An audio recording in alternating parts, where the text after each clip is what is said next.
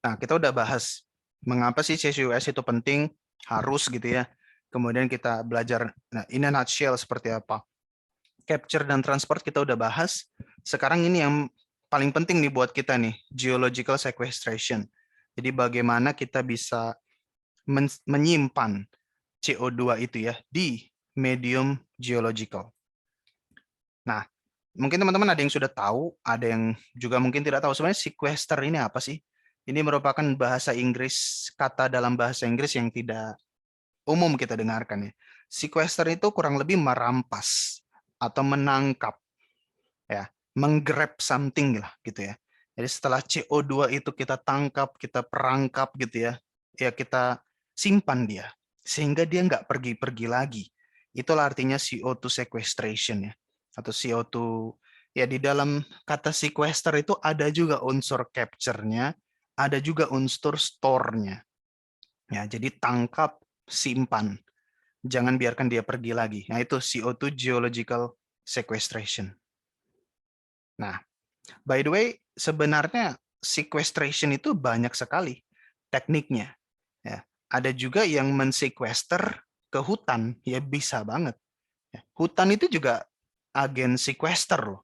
Ya, hutan itu bisa menangkap dan bisa menyimpan CO2, bahkan bisa mengubah CO2 menjadi bahan baku makanan ya, bahan makanan gitu melalui fotosintesis. Seperti itu. Menjadi oksigen gitu dalam proses fotosintesis. Jadi hutan itu juga sequester. Ocean, laut itu juga sequester. Macam-macam lah. Bakteri, mikroorganisme juga bisa melakukan menjadi agen yang mensequester CO2. Ya, tapi tentu saja kita orang subsurface ya. Kita tidak bermain dengan itu semua. Yang kita pelajari, yang kita kembangkan adalah geological sequestration. Dan ada seperti inilah kira-kira gambaran besarnya ya, proses geological sequestration dalam CCUS. Nah, jadi ada beberapa sumber nih. Ada oil, ada biomass, ada coal. Ini sumber-sumber bahan bakar ya. You can follow me ya. Oil, biomass, coal ini bahan bakar.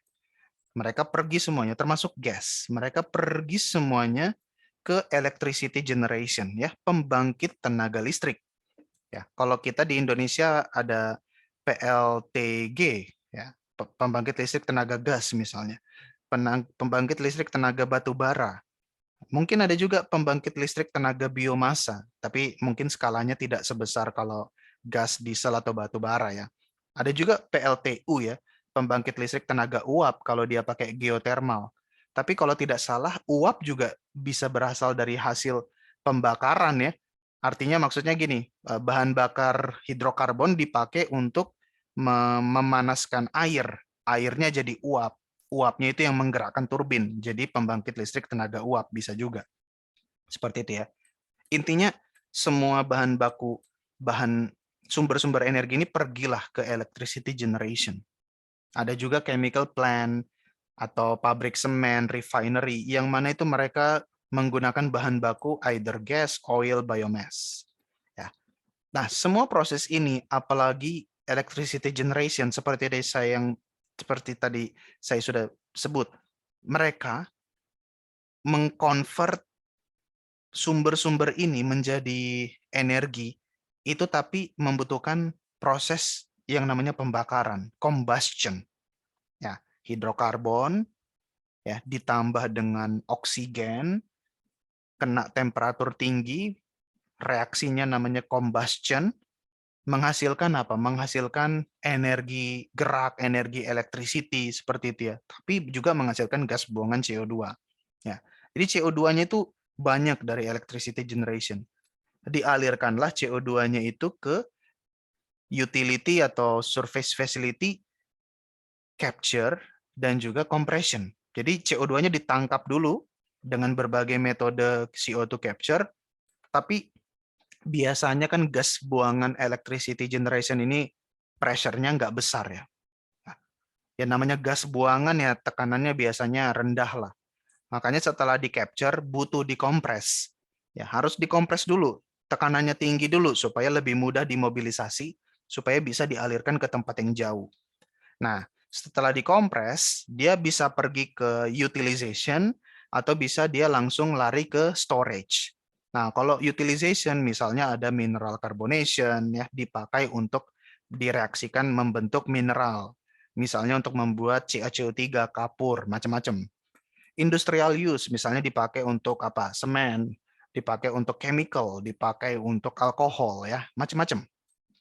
Nah, itu yang utilization. Tapi ada juga yang pasti langsung di-store aja, disimpan aja permanently ke geological onshore. Bisa juga ke geological offshore.